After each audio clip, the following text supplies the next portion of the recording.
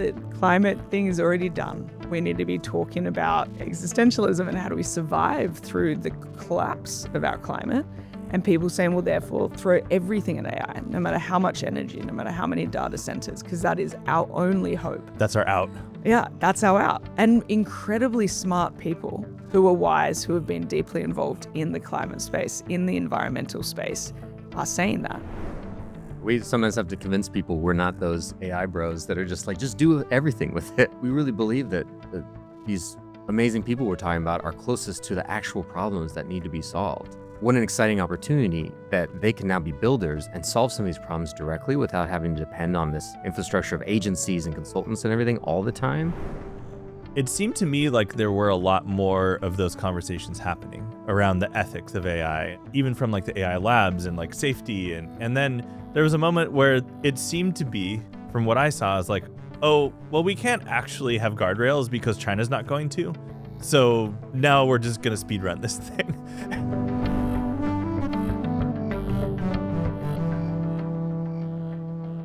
Okay, so Kaz and Steven, welcome to Design Tomorrow. Thank you so much for joining me here today.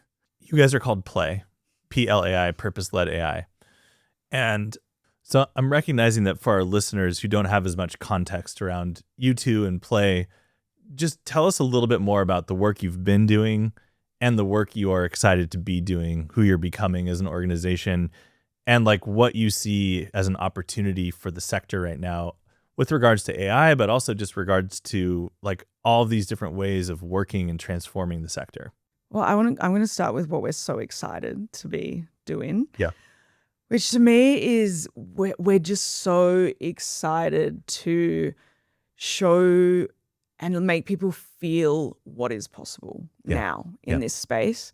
And at the same time, be a team who knows our stuff, who've worked in the nonprofit sector our whole lives, who've been there, and can guide people into ensuring that that's aligned to their values, to their principles, to what they care about in the world, what they care about for the environment and their future. So for AI, that looks like guiding leaders and teams in designing epic, fun, incredible new solutions, and then also being able to set up those boundaries of what we never want to do. You know, the craft. We've worked with journalists and storytellers and fundraisers, and their shoulders drop when we remind them, you don't have to use it for any of that stuff. Like, keep writing stories, keep having those relationships. Like, don't let it influence your craft in what you see. Yeah. And I think that unlocks a lot of possibilities of AI in the space. Yeah. Another aspect, I mean, regardless of the product or the way we're working with clients, there's that aspect, and there's also the aspect of we start talking about AI and we're like, all right, what do you want to do? What's your use case? Okay, what's the workflow? And those are actually the chunkier bits that we end up helping people design. Yeah. Often people are like, I don't know, I've never mapped a workflow before, right? And so you need to be able to do that to decide where AI fits, where the human fits, right? Like so much of what we're talking about with bringing that humanness or like deciding where to put your boundaries depends on knowing what the workflow is. And I think we often run against people who are brilliant and have all of that, but they've just never mapped it out in a certain way or done that design process. Yeah, yeah. And so a lot of that, of what we teach or help people go through is that. Yep. AI is the topic, but it could be another topic and it'd be a very similar thing. Yeah. And the awarenesses or like the aha moments we see in people, sometimes it's AI being like, oh, I don't have to use it for my writing. Thank God. Right. And sometimes it's like, oh, well, that's interesting. I've never thought about who else is in this workflow with me and what they would think about this. Right. I'm feeling quite fatigued at the moment by a lot of the messaging around the sector in social impact and especially in nonprofits with this, you're behind, you don't know enough, you have to do more, we have to add, we have to continue to be in that frantic rat race. Yep. And what we've seen is the opposite, which is people in this sector are brilliant. The most passionate, dedicated, give-in people that I've ever met. It's why I love working in this sector. And they just need the right teacher, the right guide to help them be also excellent at AI. And that doesn't mean excellent at using it for everything, but it's about getting teams and leaders to that place where they feel equipped to make really confident decisions that feel aligned to how they want to tell stories, how they want to connect, that feel aligned so they can go and create an amazing new app that changes how they can engage in their mission or in their work. And then also have boundaries, feeling like we're not getting carried away with everything else going on that we feel is against what we stand for. Yeah, I want to acknowledge and lift up part of that, which is that what you said around like these are some of the most brilliant, passionate, talented people. And I think, frankly, our sector, to me, in the public discourse, sometimes feels like a second-class citizen. Like, oh, isn't that cute? You work for a nonprofit. Or like, oh, that's great. You do this kind of give back work. Like, what did you do in your serious career before doing that? And I think like this is all wrapped up in this kind of like, it's a catch-22 on the scarcity mindset, because like, frankly, the sector at large does not have enough resources to do the work, because the work is the hardest work in the world. And so there's almost no amount of resources that would be sufficient. But clearly what we have is generally not, speaking sector-wide here. Yeah. So I want to just elevate that, and then I want to ask about, like, let's get into the AI thing a little bit, because we've touched on it on our show, but we haven't had an opportunity to go really deep. Like, if there's ever a complex issue that should not be a black and white issue, it's probably AI. So AI is, in my mind, and I want to hear how you guys think about this, possibly, not proven yet, but possibly the single most transformative technology ever invented for humankind. And at the same time, there are huge ethical and maybe even spiritual concerns around like how it's being done, how it's been done, who's leading it. And so what I'm noticing is that there are these very polarizing and different camps of thought. I see people in the social impact space who are outright essentially boycotting AI. And I think they have some valid criticisms around the extraction and like how these models were built and the climate impacts and some of those kind of things. And then you have the like AI bros who are just like, yeah, you're behind already if you don't have like a 26, orchestrated agentic workflow writing your fundraising copy for you. Obviously, somewhere in the middle is likely where we are and where we're going. But like, how do you guys think about this moment and like balance all of that in a sector that is rightfully like there to challenge some of these structures in society? And there are, in my opinion, some things about AI in general and how AI is being done that are worth criticism. Yeah, 100%. We sometimes have to convince people we're not those AI bros that are just like, just do everything with it, right? Like Yeah. you're so behind. And like, we really believe that these amazing people we're talking about are closest to the actual problems that need to be solved. Yeah. So I think for me, it's what an exciting opportunity that they can now be builders and solve some of these problems directly without having to depend on this, infrastructure of agencies and consultants and everything all the time. Right. But then there's this worry that it'll be like most other technologies where it won't be available to them. Right. Right. So like, where's this gap in who's able to use the really cool things with this technology? Right now, so much like tokens are free and easy, and like, will that change? Yeah. Because it's really exciting to think of nonprofit professionals being the builders and being able to like, let me mock this up real quick, or let me put that up on my own without having to like go through all this red tape first. Yeah. Listening to you speak around that, I think I immediately picture those people that we work with and what this moment feels like for them. And sometimes it can be frustrating when there are opinions that feel not grounded on what the technology is and can do and is set up to be. Right. But I really think about, for people in the sector right now, it is, and for all of us, it is exciting, it's scary, it's nerve-wracking. It pushes on a sense of identity and of the future that I haven't seen us in my lifetime meet before, other than the start of massive shifts in COVID. Yeah. But this feels somewhat bigger than that. And in those moments, I think all of us are needed. There's this incredible model of disruptive, huge change by Deborah Fries that talks about the different roles when we go through change. The trailblazers, the hospice workers, the different elements of bringing everyone along. And there are going to be some people pushing those new possibilities. Yeah. And there are going to be some people trying at all costs to protect what has come and gone. And I like to remind people that we are all needed. In a team, like, we need people who are asking the questions and pushing harder and saying, but what are we not thinking about? What is unsafe? And we also need those who are sparking new possibilities. And I think for us, we see our role as sitting as the bridge between that, to be able to see those new possibilities and push the hopefulness forward, but also fight against the worst of it. So it's like, how might we make the best of AI and use that for ourselves, our lives, our missions? And how can we fight the worst?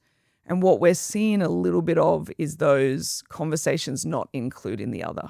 And I think we need both. It's back to your point on getting away from binaries. Yeah. And we can achieve that, and we can do that.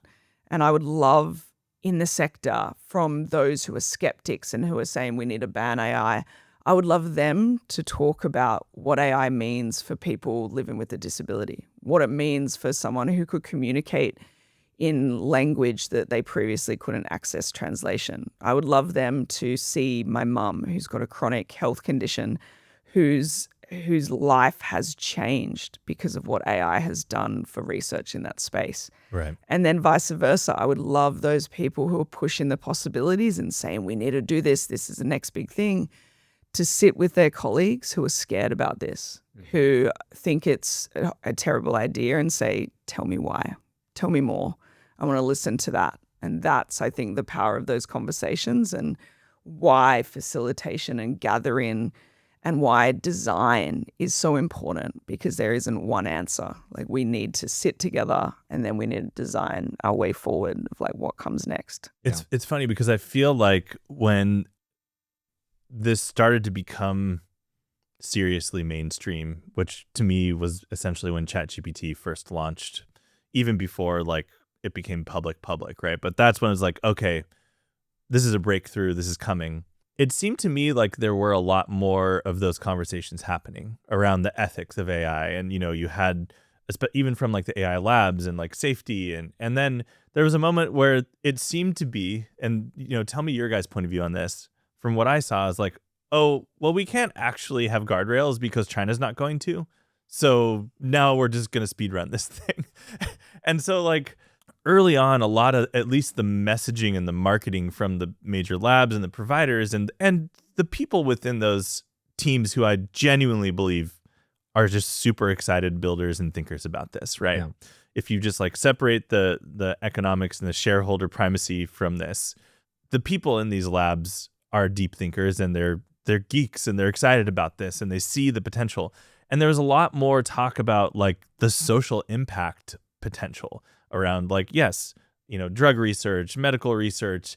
And then all of a sudden it seemed to be like, oh wait, we're going to solve coding, right? Like coding is, and to a degree, like even you see like folks from Anthropic saying we've solved coding. But then you look at their uptime status page and you're like, maybe not quite yet. So what I would kind of question for us in this room and for the sector is like, how do we, like you said, I'm inspired by the way you just described, like we need to get everyone into the room and hold space for all of those points of view. Like I want people who are out there protesting AI. We need those people, right? Who are holding these companies and governments accountable to the extractive nature of what's happening, the climate impacts of what's happening, which I think are much more nuanced than are being described based on my research at least. So I guess my question to you all in terms of how you think about it is like, now we have this opportunity, especially you two and your company, to prove out that this does have transformative potential for creating positive social change beyond just writing automated funder email sequences, right? Like, great, it might be able to do that, but like, how can we use it as an imagination tool alongside of that? I love that. I mean, that's a lot of the framing. Sometimes our most powerful workshops are holding space, like you said, for people to talk through that. And then once they're able to get some empathy, then those exciting possibilities come up. But if you don't start with that, they don't come. And I like to think we try to do that at a meta level with the work and the things that we offer. And in each individual intervention workshop, whatever we do, lab, immersion, we're going to start with holding that space. And we're going to tell the skeptics, like, we need you, like, please speak up. Yep. I think sometimes, I don't know, I think, like you said, like when AI was new, people were talking and more discussive, but then people started picking a side and you either hate it or you love it. Yep. And I think people start workshops like that sometimes, like, oh, Jerry's a skeptic, so like, don't bring him. It's like, no, we need Jerry. Yeah. Like, we need Jerry in there right alongside the person that's been using Claude on his own in secret with nobody knowing, And I think it's helping people towards their own imagination.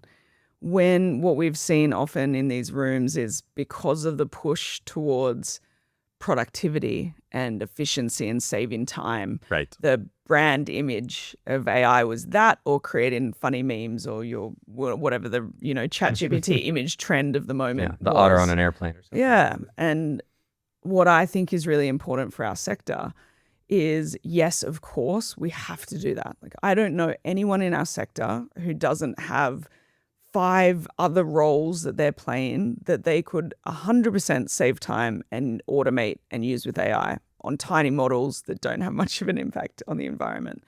But I think the more powerful thing we need to be doing is finding and telling and imagining those stories of the deeper work. Yeah. Which is, if we're on a small example, we're meeting in a room with 50 of our colleagues, and by the end of a 2-hour workshop, 7 people got to talk.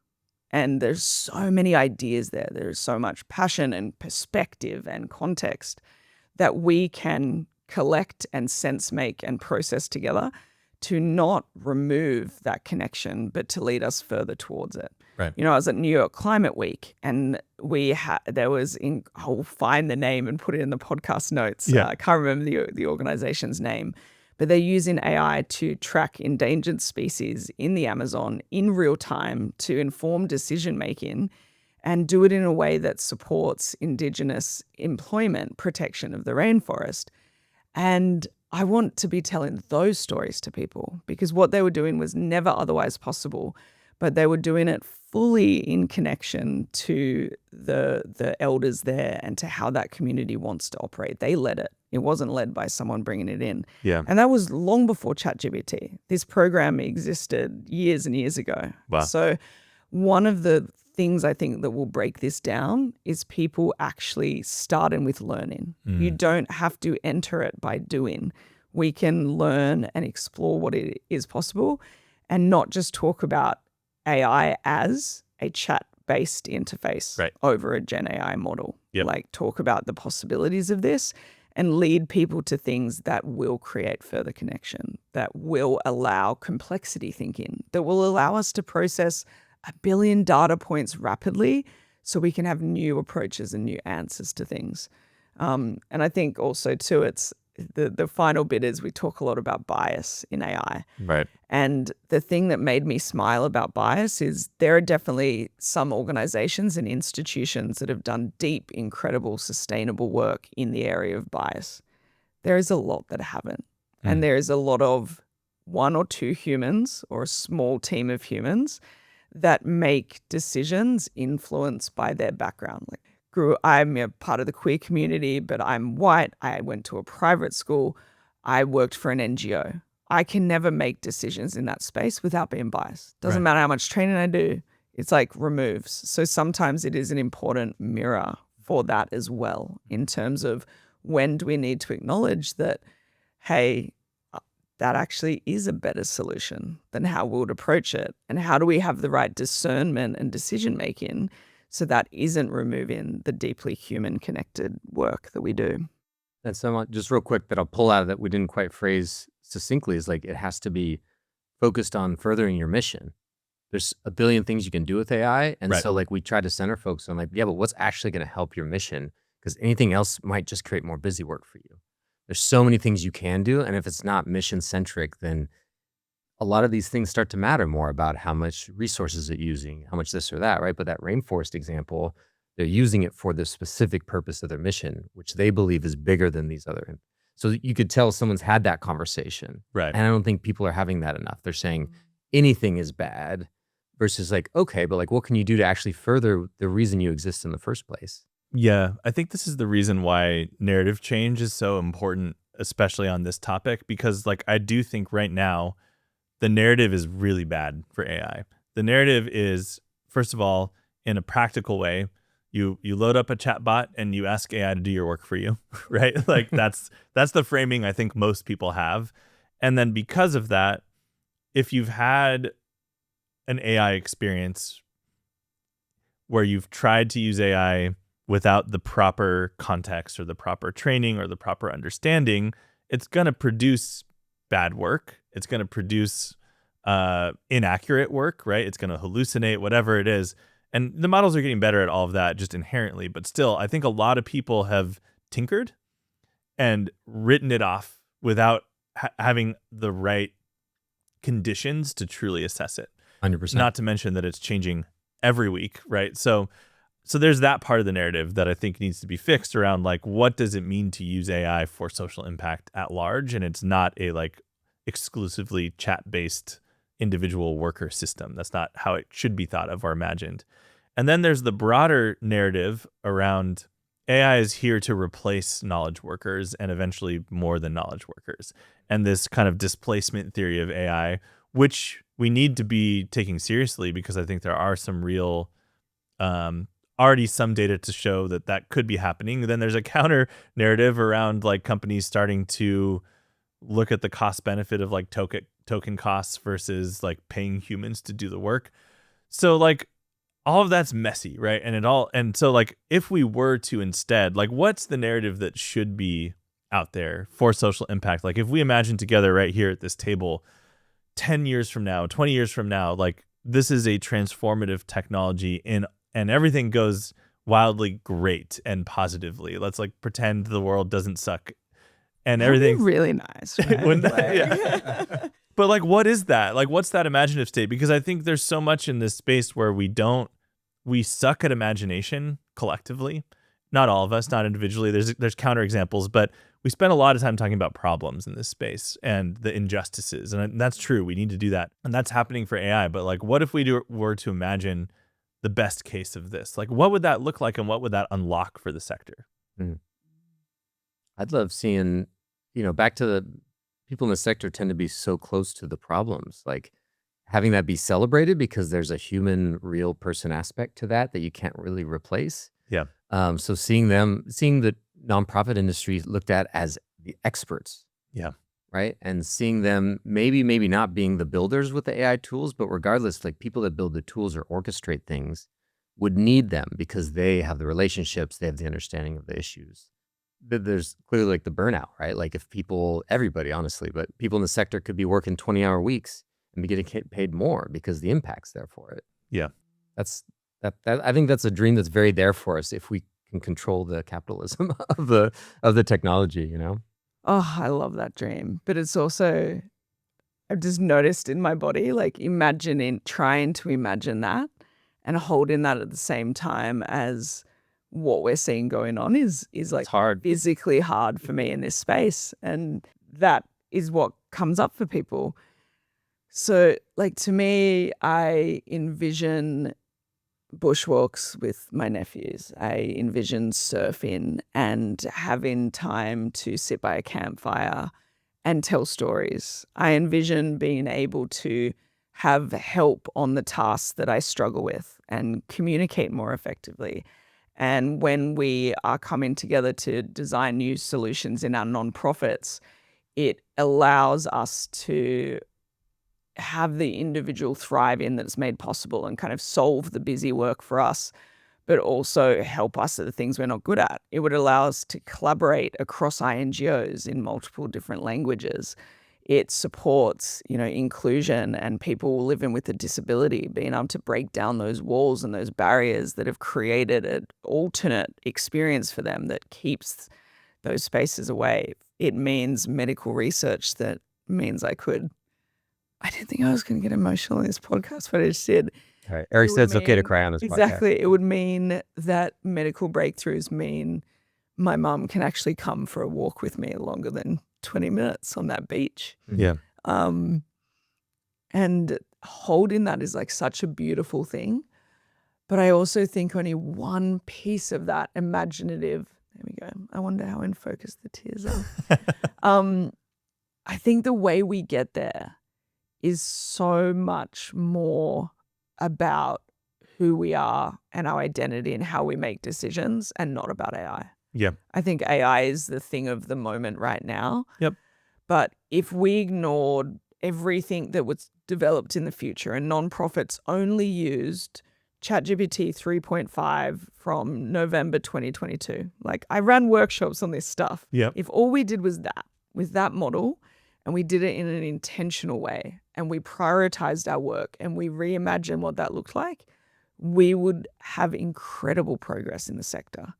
And now we have this suite and menu of possibilities and of tech, and everyone wants multi-agent teams and all this stuff. Amazing. We can show you how to do that. But also we can't get there without better collaboration with our colleagues, without healthier cultures, without having deeper questions about burnout and about why are we here in this sector, and without reimagining things with AI, reimagining them without AI. So I love the vision of that future, but I also think it's so far beyond AI. It's not AI, because I think people are using AI to be that silver bullet. Right. They want this future we're trying to describe, and they want to say AI is the thing. That's what we walk into workshops with clients with all the time. They're like, just give me the advanced analytics tool. It's like, wait, like half your team does not want to touch the tool. Like you have to figure that out first. Yep. Before you get on the advanced analytic tool, which by the way, your data is not ready for. Right. Like the 100%. And I think it connects to all these side conversations we have with clients that can which are great, which we love the side conversations. We love them. But they never expect them. We're all about it. But one of them is the environment. And I think something that shocks people is the bigger impact of your AI usage is just where you live. Like there are places around the world in which the energy mix and the impact of these things is completely different. Yeah. And there is, net zero impacts in certain types of AI and in certain locations. And then in other places around the world, just because of where that comes from, it's 80 times worse, 200 times worse. Right. So we want people to have those conversations and be able to meet and gather and talk about the reality of them without kind of simplifying and scrolling over these things.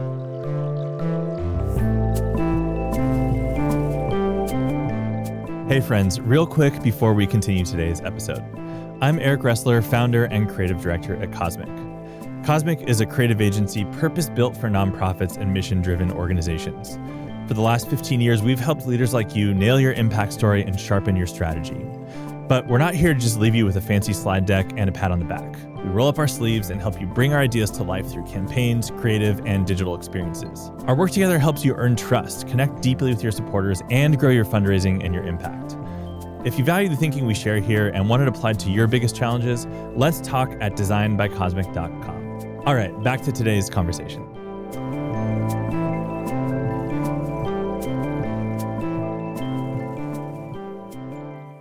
On the environmental front, I think a lot of the conversations around the environmental impacts have shifted towards data center creation, right? Yeah. And the tragedy of this to me is that again, I want the counterpoint to this. I want people protesting and questioning these things, but I also want us to develop again more of a bountiful mindset around isn't this just one more reason why we should be accelerating clean energy? Why are we thinking in a constraint-driven way around energy when we basically have the potential for limitless energy in the world with the tech that we have right now? We just need the cultural will and the political will to make it happen, which is easier to say than to do. But all that to say, what I'm picking up on is this, and this is where I go to, sort of how you shared your vision of this, Kaz, the medical breakthroughs, the potential for human progress. And also just to me, this in the utopian sense and what was promised early on, this reclaiming of the human spirit and a way for most workers who are not billionaires, and even billionaires are working like crazy because maybe you have a personality defect or something, I'm not sure. But I'd love to be able to accomplish as much as I do right now and work half as much and have more time to just be a human. Not that working isn't part of humanity, but I think a lot of people in our sector feel like there's not enough space and time. And that space and time is where imaginative thinking happens. It's where solutions are born from. Even the simple example of like a shower thought. Like we run a 4-day week at Cosmic and have for over a decade because creative thinking happens when you're not putting pen to paper on the project all the time, right? And our creativity and that spirit of creativity and creative problem solving we're in the business of that at Cosmic in one way or another, whether we're doing strategy work or branding work or whatever. And so if we don't have space, and I'm speaking personally here for me and my team, but I see a corollary in the social impact space, regardless of whether you're in fundraising or you're, an executive, whatever, we need to go out and like live our lives too. And I think, unfortunately, a lot of people aren't doing that to the extent that they would like to or they want to. And now we have this new technology that promises that, but also you can get spun up, and I've done it, of like, well, I just need to like hit this one more time and like get this like AI workflow set up. And then, so it's like it can fill the space too. So I think, how do we ensure, and I think it needs to be grassroots, right? I don't think this is going to be some kind of like globally or government sparked like worker protection thing. I think even if that happens, it's going to be because a bunch of badass people came together and demanded it. Yeah. So like, can we create space in the sector to be critical and optimistic about this technology? And can we take a moment to think about redesigning our lives in the process in kind of a true design thinking way? I just want to pull on a thread at the start, which is the technology already exists to solve a lot of this stuff. Yeah. So my older brother, Chris, ran a solar startup, and it was incredible to watch that grow over the last 7 to 10 years and learn deeply about what sustainability and the energy mix looks like around the world and what already exists that we're not using. Yeah. And I think that's the reality. We're not hitting Paris. We're seeing governments and industries go backwards. Yeah. We're seeing terrible decision-making, lacks of accountability, divisiveness. And at the same time, in the political landscape, we're seeing people like Mamdani give us the hope to gather again. That what is this meant to look like? What is connecting and accountability in politics meant to look like?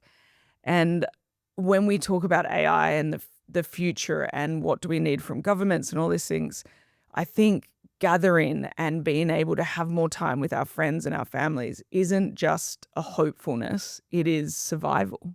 As our world continues to change, living in Australia and seeing that you feel in every day the impacts of the climate crisis, and people all over the Pacific, your communities around the world already are feeling this. So if we don't do that well, if we don't find ways to gather, to strengthen our local communities, to strengthen our nonprofit sector, that is the heartbeat and the foundation of so many of our communities and our structures, we have to do that, because what is coming is going to get worse in that space. Yeah. And when we then interweave AI into it, there is everything from, hey, the climate thing is already done. We need to be talking about, existentialism and how do we survive through the collapse of our climate. And people saying, well, therefore, throw everything at AI, no matter how much energy, no matter how many data centers, because that is our only hope. That's our out. Yeah, that's our out. Yeah. Yeah. And incredibly smart people who are wise, who have been deeply involved in the climate space, in the environmental space, are saying that. Yep. And then the opposite end of the spectrum, of course, that exists. But I think we need to have hopefulness for what we can reimagine together. I bet anyone wouldn't. I would have paid a lot of money to believe that Mamdani was going to be able to get in New York. I would have paid a lot of money to believe that all these things happened that surprised us. And that is when we reimagine what this needs to look like. I think we do need to demand of governments to support our systems. Will that happen? Maybe not, but maybe Bernie Sanders will live to 200 and be able to support us all through this. There is hopefulness in these, but yeah, we need that. But I think the first step of that is believing that we can make that happen. And I truly, truly think we can. And we've seen that in a 1-hour workshop, and we've seen it in multi-month processes with people that they can create better solutions. They just need to be guided along that process. Yeah, and like you said, it's grassroots. I mean, we can't expect the tech companies or government to do it for us. It's the same thing. It's like the tech companies are going forward. Let's do the advanced analytics without figuring out, all right, how does this all work infrastructurally and as a society? But also, I think, like, one thing I hope we do is we stop separating. We need government. We need these companies. We need the skeptics and the believers and everything. We need to have conversations with, our elders who have lived through changes like this. Right. In so many of these conversations, I've seen that one of the reasons why people are so scared or so unsure or so concerned is they haven't been part of the conversation. We're seeing this in Australia at the moment with discussions on IP infringement and musicians and authors, beautiful friends of mine having very powerful conversations. And that is because these decisions have been made for us, not with us. Right. For us, not without us. And it's in that space, I think we need to, as a sector, step up into the role we can play. Because I'm not seeing people in these rooms. And the space is there for them to step up into it and to take it and be part of these conversations. And it's not a conversation about productivity and using Gen AI. No. It's a deeper place. Before we wrap up, there's one big topic I want to hit on that I think is really important. We touched on it very briefly at the beginning, but it's worth its own segment. It's an intentional pun, right? Like, you guys believe strongly in the power of play as a serious intervention. Like, let's talk a little bit about that, because I don't feel like our sector and the knowledge experience or the current experience of being in like a knowledge field usually or typically feels playful. It feels very serious. It feels sometimes corporate. It feels high stakes. It feels urgent. And all of those things can and are true. But I'm really intrigued to learn more how you guys think about how play can come in and be an intervention for positivity, both in terms of the experience and the outcomes of the work that we're doing. Yeah, it's integral. I mean, look at the threads we've just pulled on. It's like, oh, it's heavy. Yeah, right. And I think that's part of what we can bring is we can be that outside, more neutral party that can bring a group together and create a sense of play. And people's shoulders can drop and they can have real conversations. And by the end of it, they're like, wow, look how far we came. Yeah. Wow, I never knew Joe thought that about this, right? There's a million examples, but like our ability to create that container of play is actually also creating safety and it's creating a space for creativity and just openness, right? So people can talk about these in a weird, complex, interconnecting way without worrying so much about having a solution every time. So that's quite broad and hand wavy, but I think our ability to create that container is really special because to your point, people don't get that enough. Maybe in the golden age of tech, that was everywhere in the corporate space, right? But that was even only a sliver of people in the professional space. And it works. There's data there, right? Like I think there's a lot of data to back up that creating that sense of play leads to better outcomes. Oh, there's so much data. My team say to me in Zoom chats privately, don't talk too much about the neuroscience because I'll get on something and I'll be explaining. I'm so ready. And they're like, and the workshop's over. Yeah. We did a whole nother podcast on me nerding out about it, but it's science. Like it's what our brains need. Yeah. It's what our brains need to be in a different placement of what area of our brain are we using. It's what our brains need to retain differently. Like we're not going to go to a 5-year-old kid and present a PowerPoint on learning how to share, right? We're going to play and we're going to share and we're going to go through the mistakes of that. And I think sometimes adults just need to admit that we're all still kids and we have so many cognitive biases and we like to pretend that we're not filled with cognitive bias and flaws and we need to, I love reminding people about how much they love play and then being able to show them that not only do we love play, but we just cracked through that really tricky topic. So for example, like how hard is it to ask an organization, hey, what's broken right now? Yeah. And it can either be really uncomfortable or people feel scared or it can be filled with a whole heap of everything's wrong, everything has to change. And it's not a great feeling. But when you do that in a structured process with play that allows people to engage in different ways, we can tackle really difficult things. Yeah. And also just creative juices, like being able to get people into that imaginative space is really hard when you're working in a nonprofit and you're writing a grant proposal at 1 a.m. and you're wearing 5 hats and you feel overwhelmed. Yeah. So being able to pull people and support their brains in that space is really important. And that's more important than learning the tool, in our opinion. Like somebody leaving one of our workshops and feeling like imagination and playfulness and a willingness to engage it with curiosity is more important than them knowing exactly how to prompt perfectly for a specific use case. Right. In our opinion, because we want them to go build what's important for them. We're not going to tell them just go do this thing and be dependent on it. Yeah, definitely. And for people listening, like Connor Grennan, AI Mindset has nailed this aspect of like shift in mindset and is a core part of what we do, which is, of course, this is hard. Like this tool is brand new. It doesn't work well with how our brains work. It changed an hour ago. Exactly. It doesn't work well with different forms of pattern recognition. There's a reason why people who, like me, are neurospicy or neurodivergent can approach AI in different ways because of the newness and the pivoting and, oh, well, what about this? What about this? I'm just going to press the buttons more and more and more, and like the exploration, and others struggle more with it. Yeah. But it's because we are retraining our brains to engage in a completely new technology. And we also have no idea what it holds in the future. So mix those things, like mix political disruption and economy crisis and personal things and breakups and frantic work-life balance and all these things and AI. Of course, this is hard right now. Yep. So we do need totally different approaches to make this work for our organizations and our people.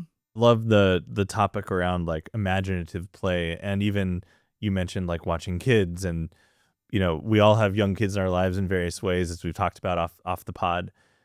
And like when I watch my daughters do imaginative play, it's so incredible because you can see how like it's like hardwired into their development in terms of how they learn, how they process. And so these games that it can get like quite complex if you like sit and actually pay attention and watch.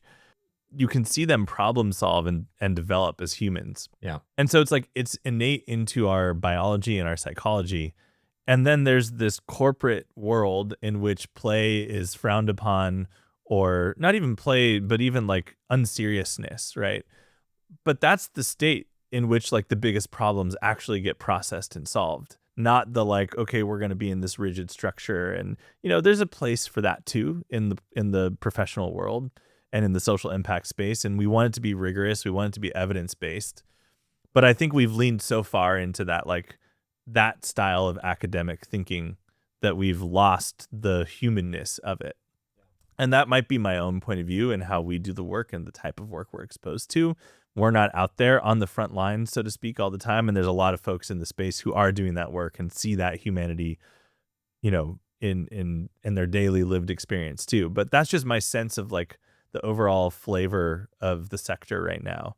And I think it's worth challenging and rethinking. And like, if there ever were a time to do that, it's like literally right now. It's right now. It's like from the fallout of COVID.